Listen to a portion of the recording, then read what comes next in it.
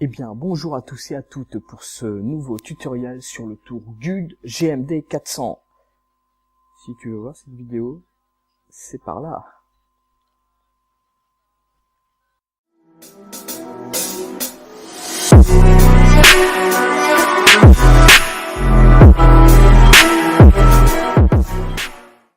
Eh bien, merci à toi de nous rejoindre pour la vidéo du tour GUD GMD 400, un petit tour d'établi qui permet la réalisation de pièces sur des petits diamètres 20 sur une longueur d'environ 300 mm et des pièces d'un diamètre 70 sur environ 100 mm.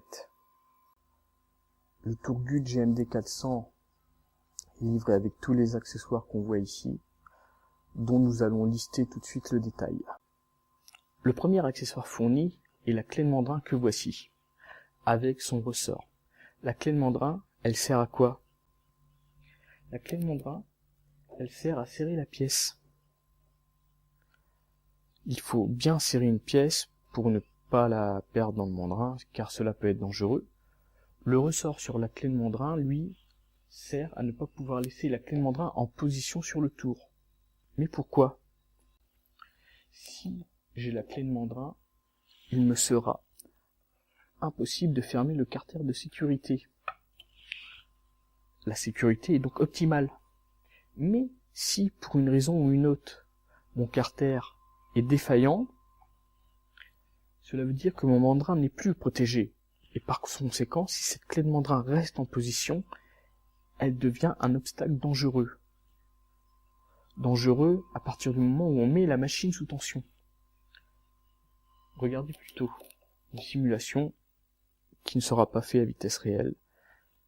Ma clé de mandrin est restée en position. J'actionne ma machine, que se passe-t-il?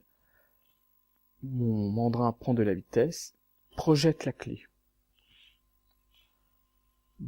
Voilà. Ici, dans cette vidéo, vous seriez pris la clé en pleine tête. Mais pas forcément, vous auriez pu juste la faire tomber par terre ou blesser quelqu'un d'autre. C'est pourquoi ce ressort est un élément de sécurité et il est important, et j'insiste là-dessus, il est très important de le laisser pour les personnes novices qui ne sont pas habituées à faire du tournage. Car quand on débute, on fait toutes les erreurs qui existent. Toutes. Le deuxième accessoire est un carter de sécurité destiné à la protection des projections de copeaux et qui va ici sur le porte-outils. Il est aussi un organe important pour les néophytes et c'est pourquoi je le recommande vivement.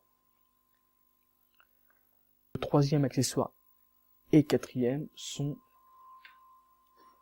ces deux jeux de clés que nous pouvons voir ici, qui permettent le serrage-desserrage de la contrepointe et globalement le serrage et desserrage de plusieurs points autour du tour.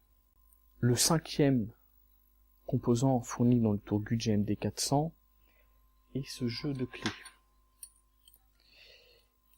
Il comporte au total 4 types de clés différents et permet principalement le serrage des outils et des autres divers points de contrôle à effectuer, notamment lors du montage du tour, puisque quand vous recevez ce tour, les manettes ne sont pas dans ce sens-là. Le sixième accessoire, voici des morts. Ici, ce sont des morts pour les grands diamètres. Nous voyons ici qu'il s'agit de la prise pour les pièces qui se monte sur le mandrin. Ce mandrin ici est équipé des morts pour les petits diamètres. Les morts sont généralement numérotés de 1 à 3 et on retrouve ces numéros à l'intérieur de 1 à 3. Il faut impérativement respecter cet ordre pour monter les morts dans le mandrin, selon quoi nous ne serons pas totalement centrés sur le milieu de la machine. C'est très important quand on a une machine un peu plus avancée et on usine ses morts soi-même. On les repère et comme ça, quand on les remonte la fois d'après, on est sûr d'être concentrique un maximum.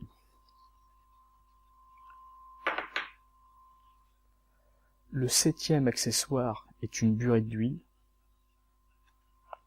que voici, qui est sincèrement plus gadget que utile, puisque vu sa contenance, des bombes en spray feront très bien l'affaire. D'ailleurs, vous aurez en dessous dans le descriptif quelques liens de bombes que moi j'utilise pour la lubrification, car il est très important, surtout pour les plastiques, acier, inox, d'utiliser de la lubrification.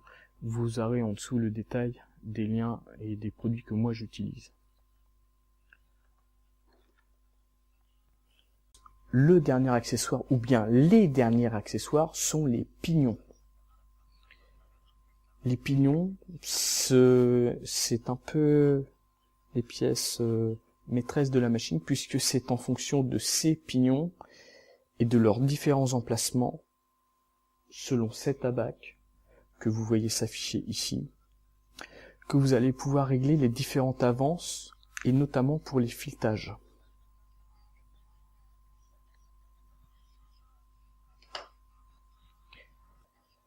Et bien voilà, c'est tout pour la présentation du contenu de cette machine.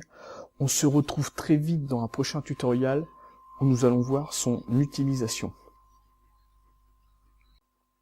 Si tu as aimé cette vidéo, n'hésite pas à t'abonner et à activer la cloche de notification.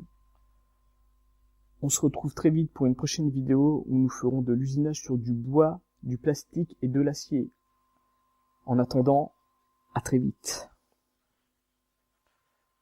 What you want, goodness knows, it's eating us all. Lessons that break